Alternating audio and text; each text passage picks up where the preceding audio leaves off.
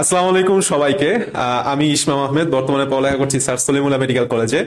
আমার সাথে আছে সেটা হচ্ছে আমারই ছোট ভাই, ক্লোজ ছোট ভাই তাজুল ইসলাম, বর্তমানে পড়ালেখা করছে ঢাকা মেডিকেল কলেজে, যার জন্য আমি আসলে সেকেন্ড টাইম দিছিলাম বাট পাই নাই। And best of luck Tajul. কাহিনী হচ্ছে আমরা আজকে শুনবো যে তাজুল অ্যাকচুয়ালি ঢাকা মেডিকেল কলেজে কি হয়ে চান্স পেল, ওর জার্নিটা কিরকম আসলো এবং ওভারঅল সব মিলে ওর এক্সপিরিয়েন্স শুনবো। So Tajul, please start and জার্নিটা তোমার একটু বলো, আমি জার্নিটা শুনতে চাই। আসসালামু আলাইকুম। আমার পরিচয় দিল ইসলাম। আমি এখন পড়াশোনা করছি ঢাকা মেডিকেল কলেজে। তো আমি আজকে কথা বলতে এসেছি আমার মেডিকেল জার্নি, আমার জার্নি নিয়ে। মেনলি আমি যখন এসএসসিতে পড়াশোনা করছি, আমার একটা উপজেলা লেভেলের স্কুল ছিল। তো সেখানে তুলনামূলক কম্পিটিশন অনেক কম ছিল। তো এরপরে যখন আমি কলেজ লাইফে আসি, একটা শহরের কলেজে, সরকারি রাজেন্দ্র কলেজ ফরিদপুর। তো এখানে আসার পরে দেখা যাচ্ছে আমার হিউজ কম্পিটিশন, আশেপাশে অনেক ট্যালেন্টেড পারসন, এবং আমার মনে হইতেছিল যে আমি একটা মহাসমুদ্রে চলে আসছি। তো দেখা যাচ্ছে যে আমি তো হচ্ছে উপজেলা লেভেল পড়াশোনা করছি, এবং যারা শহরে ছিল তারা অনেক বেশি অ্যাডভান্স ছিল। তারা দেখা যাচ্ছে যে কলেজের ক্লাস শুরুর 5-6 মাস আগে থেকেই পড়াশোনা শুরু করেছে অনেকে, বা 2-3 মাস আগে থেকে পড়াশোনা শুরু করেছে। তাদের অনেকের অনেক চ্যাপ্টার কমপ্লিট, ফিজিক্সের কয়েকটা চ্যাপ্টার বা ম্যাথের কয়েকটা চ্যাপ্টার। আর তখন দেখা যাচ্ছে যে আমি হচ্ছে ইন্টারে বই কিনে নেই। তো দেখা গেল যে তখন আমি অনেক পিছিয়ে আছি, আর তখন আমি অনেক ডিপ্রেসড হয়ে গেছিলাম পুরোপুরি আসলে। তো এরপরে হচ্ছে আমি ভাই নেভিতে গেছিলাম, এটা বলবো? এটা আমাদের ভিডিওতে থাকবে, সমস্যা নেই। নেভিতে গেছিলাম? আচ্ছা ঠিক আছে, শিওর শিওর, এটা খুব জোর, আমি জানতাম না। বলো বলো। তো এরপর হচ্ছে আমি একটু ডিপ্রেসড হয়ে গেছিলাম। তো কি করবো, ওভাবে পড়াশোনা হইতেছিল না। আচ্ছা এক মিনিট ওয়েট, খেয়াল করো। ডিপ্রেস পোলাপানও ডিএমসি তে চান্স পায়, ঠিক আছে? আমি ভাবতাম যে আমি খালি বোধহয় ডিপ্রেস, দেখেছি ডিপ্রেস পোলাপানও ডিএমসি তে চান্স পায়। যে কিনা তুমি একটা জিনিস চিন্তা করো চাস, যে ও বলতেছে যে উপজেলা থেকে বা স্কুল পার করে আসছে, উপজেলায় আর কম্পিটিশন কম ছিল, শহরে যখন আসছে আমার কলেজ রাজেন্দ্র কলেজ, সেখানে আরো কম্পিটিশন বেশি। আপনার পাশে সাউথ সুন্দর কলেজ আছে, মানে গার্লসের টপার, জেলার টপার, সবকিছু টপারের মধ্যে। And the most important thing is that যে এইখানে একটা স্টুডেন্ট আসলে ইনফেরিয়রিটি কমপ্লেক্সে ভুগে তাজুল। যে একটা স্টুডেন্ট, সে হয়তো গ্রাম থেকে উঠে আসছে, তার কি পক্ষে কি ডিএমসি চান্স পাওয়া সম্ভব না? মানে সমাজটা এরকম ভাবে তাকে দেখায় যে you are too weak to do that, but it's never true. Prove them wrong যে তুমিও পারো। আচ্ছা, ও আর একটা খুব গুরুত্বপূর্ণ একটা ইন্টারেস্টিং ইনফরমেশন দিছে, বলো। আচ্ছা, আমি হচ্ছে তো যখন ডিপ্রেসড হয়ে গেলাম, তখন আমার মনে হলো যে আমাকে দিয়ে আর পড়াশোনা হবে না। তো আমি একটা চিন্তা ভাবনা করছিলাম যে ডিফেন্সের দিকে হচ্ছে চলে যাব। তো আমি যেহেতু সবেমাত্র এসএসসি দিছি, তো হচ্ছে আমার এখান থেকে বিএমএ তে ঢোকা পসিবল না। আমি চিন্তা ভাবনা করছিলাম যে এখন হচ্ছে নাবিক সৈনিক পদে রিক্রুট করতেছে, তো আমি এখানে ঢুকি, এরপর হচ্ছে এইচএসসিটা কোনো মতো যদি ভিতর থেকে কমপ্লিট করতে পারি, এরপর হচ্ছে আমি বিএমএ তে ঢোকার চেষ্টা করব। তো যেভাবে সেই কাজ, আমার এক বন্ধু, মানে আমরা যেহেতু হচ্ছে উপজেলা লেভেলের স্কুল থেকে এসেছি, বলা যায় যে গ্রামের স্কুল। তো সেখানে হচ্ছে একটা সরকারি চাকরি, সেটা হোক নেভি, সেনাবাহিনী বা যাই হোক না কেন, এটাকে অনেক বেশি মূল্যায়ন করা হয়। তো আমার বন্ধুরা আর কি অনেকে চেষ্টা করতো, তো তাদের সাথে সাথে আমি অ্যাপ্লাই করে ফেলি, এবং আল্লাহর রহমতে হচ্ছে আমার সেই চাকরিটা হয়ে গেছিল। আমি হচ্ছে ফরিদপুরের মধ্যে ফার্স্ট হয়ে গেছিলাম নেভি রিক্রুটে, নেভি হচ্ছে সোলজার রিক্রুটে।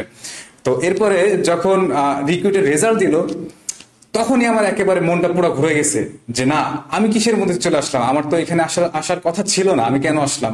তো আমি ওইখান থেকে ওই রেজাল্টের সাথে সাথে আমি হচ্ছে ডিসিশনটা নিয়ে ফেলেছিলাম যে আমি জয়েন করব না। তো এরপরে হচ্ছে যখন আমার চাকরিটা হয়ে গেলো, আমার ভিতরে একটা মনোবল আসলো যে না, বাজারে হচ্ছে চলবে। তো এরপরে যদি আমি অ্যাডমিশনের চান্স না পাই, তো আমার বয়স থাকবে এবং আমি এখানে হচ্ছে আবার পুনরায় ব্যাক করার মতো আমার ক্যাপাবিলিটি আছে, আমার কনফিডেন্স আছে, এটা হচ্ছে আমি বিশ্বাস করতাম। তো এরপর হচ্ছে এখানে তাজুল একটা কথা, কি কথা হচ্ছে, life always give you second chance.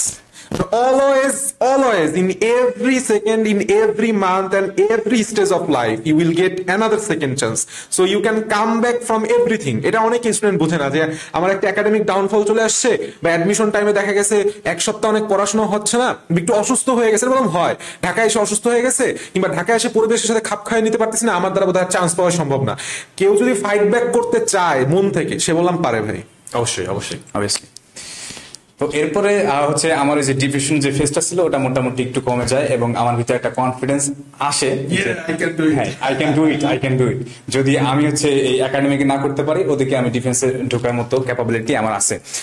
তো এরপরে হচ্ছে আমি একটু ভালো করে পড়াশোনা শুরু করি আর আমি একটু এখানে হচ্ছে টেকনিক খাটাই যে আমার যেহেতু একাডেমিক লাইফে অনেক বেশি গ্যাপ পড়ে গেছে তো আমি হচ্ছে একাডেমিক লাইফটা মোটামুটি ভাবে পড়াশোনার চেষ্টা করতাম এবং অ্যাডমিশন হচ্ছে একটু একটু একটু দেখতাম শুরু থেকে অ্যাডমিশনের পড়াশোনাটা কিভাবে করতে হয় কোশ্চেন ব্যাংকটা অ্যানালাইসিস করছি। আমি একটা জিনিস একটু জাস্ট কনফিউশনটা ক্লিয়ার করি, সেটা হইতেছে ভাই তুই করে বলি, আমার খুবই ক্লোজ জুনিয়র, তুই করে বলি। সেটা হচ্ছে তোর বললাম একাডেমিকেও গ্যাপ ছিল and then academic gap fill up করে অ্যাডমিশনের প্রস্তুতি বললাম তুই অটোমেটিকলি নেওয়া শুরু করছিস, ফার্স্ট ইয়ার শেষ হয়ে গেছে, সেকেন্ড ইয়ার চেষ্টা করছিস বাট পারতেছিস না। অ্যান্ড অ্যাডমিশন ফেজে আমার ওর এক ফ্রেন্ড বলতেছিল যে ভাই ও তো ডেলিতে খুব বেশি ভালো নাম্বার পায় না, উইকলি তো অ্যাভারেজ, কিন্তু শেষ মুহূর্তে আইসে যে কি হইলো বুঝলাম না, ও তো পুরা উড়া ধরা নাম্বার পাইতেছে, মানে ওরে ছোঁয়ার কোনো উপায় না, আকাশে উঠতেছে। এই জিনিসটা আমি লাস্ট ভিডিওতে বলছিলাম ভাই কম্পাউন্ডিং সিস্টেম, মানে ও কম্পাউন্ডিং সিস্টেম জানুক বা না জানুক ও খুব ভালোভাবে অ্যাপ্লাই করছে। আচ্ছা কন্টিনিউ কি করবো ভাই? ঠিক আছে, তোর পরবর্তী স্টেজটা বল যে একাডেমিক একটা ডাউনফল হলো, এরপরে তুই আস্তে আস্তে চেষ্টা করলি, একাডেমিক একটা ডাউনফল হলো, তারপর আস্তে আস্তে শুরু করলি, সেকেন্ড ইয়ার শুরু করলি, এরপরে জার্নিটা বল যে সেকেন্ড ইয়ার পরবর্তীতে যখন অ্যাকচুয়াল একটা পাথে চলে আসলি তখন থেকে এই অ্যাডমিশন পর্যন্ত, ডিএমসি তে চান্স পাওয়া পর্যন্ত তোর কিভাবে আগাইলি সামনের দিকে? আছে কথা বলিস। তো হচ্ছে আমার ফার্স্ট ইয়ারে একটা ইমব্যালেন্স তৈরি হয়ে গেছিল যে আমি অনেকখানি পিছাই ছিলাম, তো সেকেন্ড ইয়ারে হচ্ছে আমি অনেক বেশি চেষ্টা করতে থাকি এবং এই ইমব্যালেন্সটাকে ব্যালেন্স করার চেষ্টা করি। তো সেকেন্ড ইয়ার থেকেই হচ্ছে আমার ব্যালেন্সটা ফিরে আসে এবং মোটামুটি আগের অবস্থানে হচ্ছে আমি ফিরে আসার পরে একাডেমিক এবং অ্যাডমিশন ওরিয়েন্টেড পড়াশোনা তখন থেকে একটু একটু করে শুরু করে দিয়েছিলাম, মোটামুটি ভালোভাবে শুরু করেছিলাম। এবং যে কম্পিটিশন গুলো হতো, যে বিভিন্ন কোচিং মাঝে মাঝে কম্পিটিশন অ্যারেঞ্জ করতো, তো সেখানে তো এগুলোতে হচ্ছে অ্যাটেন্ড করতাম। তো এখান থেকে আমি হচ্ছে অবস্থানটা যাচাই করার সুযোগ পেয়েছিলাম এবং মোটামুটি ভালো করতাম। কিছু পরীক্ষায় হচ্ছে ডাউনফল করলে এরপর হচ্ছে আমি ডিপ্রেস না হচ্ছে আমার যে কি বলে প্র্যাকটিসটা এবং উদ্দীপনাটা আরো বাড়ায় হচ্ছে আরো বেশি পড়াশোনা করার চেষ্টা করতাম। তো এভাবেই যখন হচ্ছে এইচডিসির পরে অ্যাডমিশন ফেজটা শুরু হলো, আমি শুরু থেকে হচ্ছে ডেডিকেটলি পড়াশোনা করতাম এবং কনসিস্টেন্ট ধরে রাখতাম। বলা যায় যে হচ্ছে এখানে হচ্ছে কনসিস্টেন্টলি ধরে রাখাটাই মেইন বিষয়। কারণ দেখা যায় যে অনেকের একটু খারাপ মার্ক আসলে অনেক ডিপ্রেসড হয়ে যায়, পড়াশোনা বাদ দিয়ে দেয়, কি করবে বুঝতে পারে না। তো এখানে তোমাদের প্রতি সাজেশন রইলো যে ডাউনফল আপ ডাউন তো থাকবেই, তোমার হচ্ছে কনসিস্টেন্সি ধরে রাখতে হবে এবং মনোবল হারানো যাবে না এবং তোমার বিশ্বাস করতে হবে যে তুমি মেডিকেলের চান্স পাওয়ার জন্য ক্যাপাবল। আর তুমি যদি একটু ভালো লেভেল স্টুডেন্ট হও, তোমার অবশ্যই তুমি যদি ডিএমসি চান্স পেতে চাও তো তোমার অবশ্যই বিলিভ করতে হবে যে you could be a DMCian, you have the potential. তুমি যদি এইটা বিলিভ করতে না পারো তুমি ডিএমসি তে চান্স পাবা না। তোমার আগে বিলিভ করতে হবে যে তুমি ডিএমসি তে চান্স পাওয়ার যোগ্য এবং তুমি ডিএমসি তে চান্স পাবা, এবং তখন তোমার এই আত্মবিশ্বাসটা নিয়ে তোমার সেভাবে পড়াশোনা করলে আশা করি ইনশাল্লাহ তুমি ডিএমসি তে ভালো মেডিকেলের চান্স পাবে ইনশাল্লাহ। আচ্ছা, আর একটা কথা তাজুল আমি একটু অ্যাড করতে চাই, সেটা হচ্ছে স্টুডেন্ট আমার কাছে বলে যে ভাইয়া আমি 3টা কোচিং এ ভর্তি হয়েছি, এখন 3টা কোচিং কিভাবে মেনটেন করব? হ্যাঁ, আবার ভাই আমি রেটিনা উন্মেষ 2 জায়গায় পড়তে চাই, কিভাবে করব? ঠিক আছে, সো ও বললাম সেটা হচ্ছে একই সাথে রেটিনা, একই সাথে উদ্ভাস, একই সাথে মেডিকো, আশেপাশে যত ছোট বড় কোচিং ছিল সব জায়গায় পানি সে খাইছে। সো ও কিভাবে মেনটেন করছে ওর ডেইলি রুটিনটা ওর কাছ থেকে শুনবো। So freak the truth. অবশ্যই। তো আসলে সবগুলো কোচিং এ মোটামুটি ভর্তি ছিলাম, কিন্তু একজন স্টুডেন্টের পক্ষে আসলে সবগুলো কোচিং এর সবগুলো সিলেবাস ফলো করা কখনোই সম্ভব না, কারণ বিভিন্ন কোচিং এর সিলেবাস বিভিন্ন হয়ে থাকে এবং ওই সিলেবাস অনুযায়ী তারা পরীক্ষা নেয়। তো আমি মেইনলি উন্মেষেরটা ফলো করতাম, যে কোনো একটা তোমার যেটা প্রিফারেবল মনে হয় তুমি ফলো করতে পারো। তো এই একটু ইন্টার করি, তারপর একটু ডিস্টার্ব করতেছে তোকে, সেটা হচ্ছে যে একটা কোচিং কে প্রধান করে ফেলাইতে হবে, যার যেটার সাথে যায়। দেখা গেছে তোর উন্মেষের সাথে গেছে, তুই উন্মেষটাকে প্রধান নিছিস, বাকিগুলাকে সাব রাখছিস। আমার দেখা গেছে আমি রেটিনার সাথে আমার যাইতো সিলেবাসটা, সো আমি রেটিনাকে প্রধান রাখছিলাম, বাকিটা সাব রাখছিলাম। Please continue. তো তোমার হচ্ছে একটা কোচিং কে প্রধান রাখতে হবে এবং এই একটা কোচিং হচ্ছে মেইন ফলো আপে রাখতে হবে।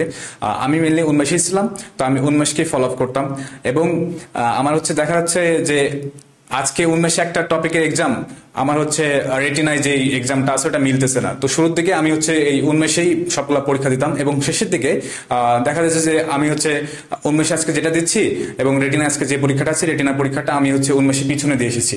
তো ওই রেসিটাল নলেজ দিয়ে আমি হচ্ছে অন্যান্য কোচিং এর এক্সামগুলো দিতাম। এই জন্য আমি উন্মেষেই ফলো করতাম এবং উন্মেষে মার্কস ভালো আসতো, এবং অন্যান্য কোচিং এ অ্যাভারেজ মার্ক আসতো। মোটামুটি আমি স্যাটিসফাইড ছিলাম যে আমার একটা কোচিং এ তো ভালো হচ্ছে, এবং এই একটা কোচিং এ যদি তোমার ভালো থাকে তুমি হচ্ছে এভাবেই ফলো করতে থাকবা। আচ্ছা, আমি একটু জাস্ট বেশিক্ষণ আর দেরি করবো না। Thank you very much Tajul. আমি একটু অল্প কিছু কথা তোমাদেরকে বলে দিতে চাই। সেটা হচ্ছে, দেখো,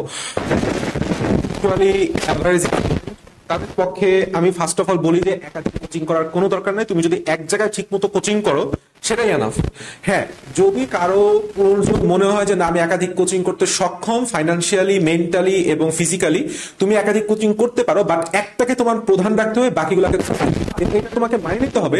সাব কোচিং গুলো তোমার নাম্বার কম আসবে, সেই জন্য ডিমোটিভেটেড হওয়া যাবে না, সেই জন্য ডিপ্রেশনে পড়া যাবে না। ওভারঅল তাজুর যে কাহিনীটা আমি তোমাকে যদি বলে রাখি, সেটা হইতেছে একটা স্টুডেন্ট মানে কতটা শক্তিশালী হইলে মানসিক ভাবে তুমি করো, যে ও বললাম ফার্স্টে ভাবছে যে আমার একাডেমিকে আসলে আই এম গন, আমি এখন নেভিতে যাই, ডিফেন্সে যাই, ডিফেন্সে যাই, একটু চাকরি টাকরি করি, টাকা পয়সা কামাই, একটু বিয়ে শাদী দ্রুত করি।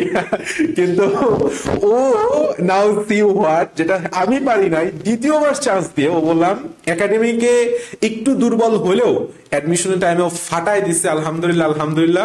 ডিএমসি তে ও 153 অর্থাৎ 153তম সারা বাংলাদেশের মধ্যে, হিউজ একটা পজিশন। দোয়া করি ও সামনে আরো ভালো জায়গায় যাক, এবং তোমাদের জন্য দোয়া যারা এখন ডিপ্রেশনে আসো বা তুমি মনে করতেছো এখন দ্বারা তোমার সম্ভব হবে কিনা, বা সেকেন্ড ইয়ার থাকতে তুমি ভালো মতো প্রিপারেশন নাও নাই, তোমার কাছে মনে হচ্ছে সবাই আগায় গেছে, just real example is here আমার পাশে। তুমিও পারবা, জাস্ট তোমাকে বিলিভ করতে হবে যে তুমি অবশ্যই অবশ্যই চান্স পাবা। Best of luck, tata.